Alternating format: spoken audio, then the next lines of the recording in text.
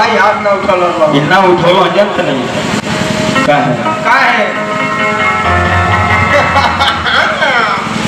Serious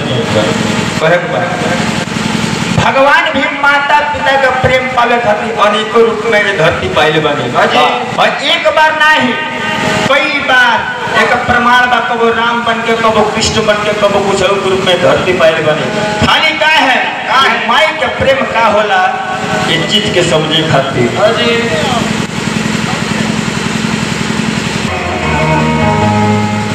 आज एक परिवार में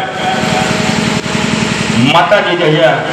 धरती पे छोड़ के गई लोग ओकरा पहले के जन खुशी रहे और माता जी धरती के छोड़ के चले गई ओकरा बाद के खुशी कितना कष्ट होला ये बात सबके ना पता लगेला जगर माई बाड़ी वो तो अनादर माई के हमेशा करते बा लेकिन जे ओकरा से पूछी जगर माई धरती के छोड़ के चले गई बाड़ी ओकरा बुझाला कि माई के ममता का होला। बड़ा सुंदर कवि के लिए रुपया कि जेकर खातिर भगवान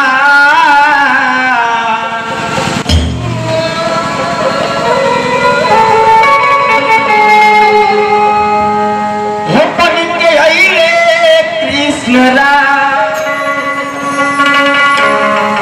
हो जेकर खातिर भगवान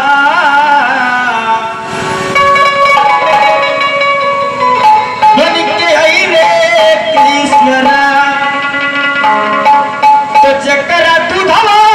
से बढ़ के अरे मिठाई नहीं खे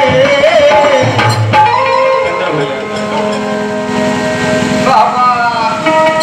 कि जकरा दूधवा से बढ़ के अरे मिठाई नहीं खे कि बाटे हुआ भागर जकरा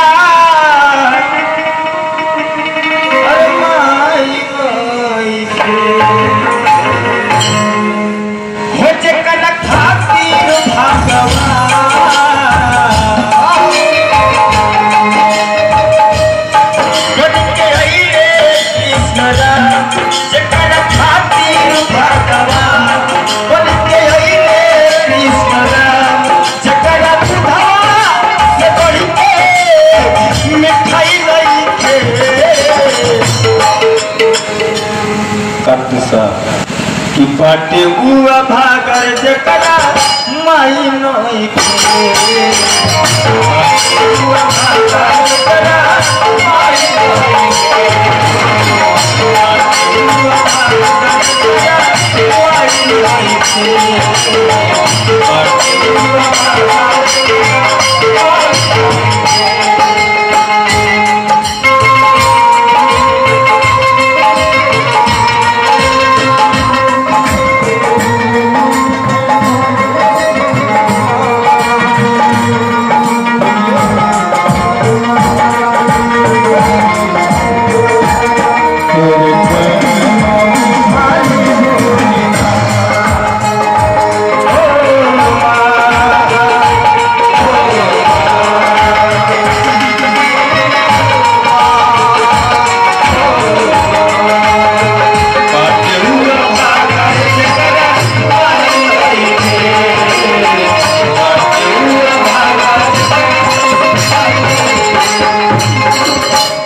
समय में ऐसे दौरा गई कि लड़का कहीं घर से तैयार होकर निकलता और माई चाहे बाप पूछ बबुआ कहाँ जाता रहो तब वही जब तुरंत से बिगड़ जाता कि का एकदम बिलारी की तरह रास्ता काटे पर लग और माई बाप बिलारी की तरह रास्ता काटता वह माई बाप अगर होता रहा तो बबुआ तो नहीं जाता तो पटेल को सुरती न ले ली हो तो क्या चाहिए और काम खराब हो जाता वही जरूरी बिगड़ जाता और वह उपेंद्र भैया अगर अपन सारी फोन पर दे कि जीजा जी आज मेरे छोटे वाले बेटे का बर्थडे है आज थोड़ा आप पहुंच जाते तो बड़ा अच्छा रहता बाकी में 5 रुपया ना हुए एक बोरा गेहूँ बेचा जाए गाय खातिर इस सारिन के लड़के का बर्थडे में जाए के बाद 5 किलो के केक लेकर जाए के पड़ी सारिन का लड़के का पापा सारे तो इनका बुझाता है सारा बुझाता है कि क्या हो गया ये सब बुझाता है अभ्यास लाएंगे ना जी। हाँ जी। दूध भात मुँह में खिलावे चंदा मामा के देखा के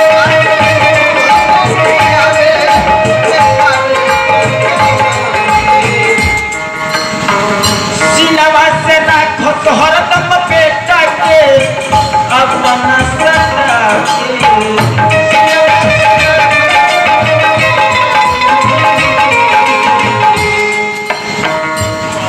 अपने माई भाई है क्या ना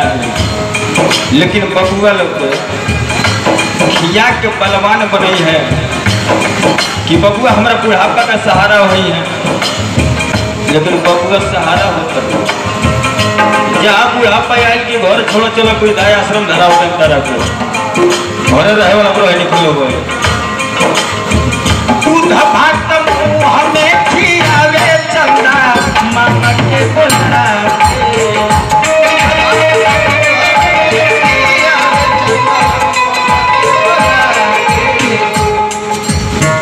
सीनवा से राखत अपना बेटा के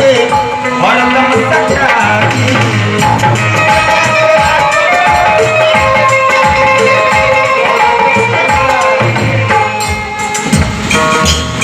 जकरा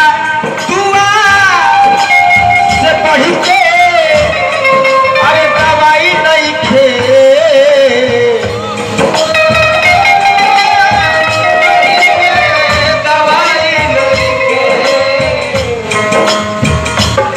जकरा दुआ से बढ़ के दवाई नहीं खे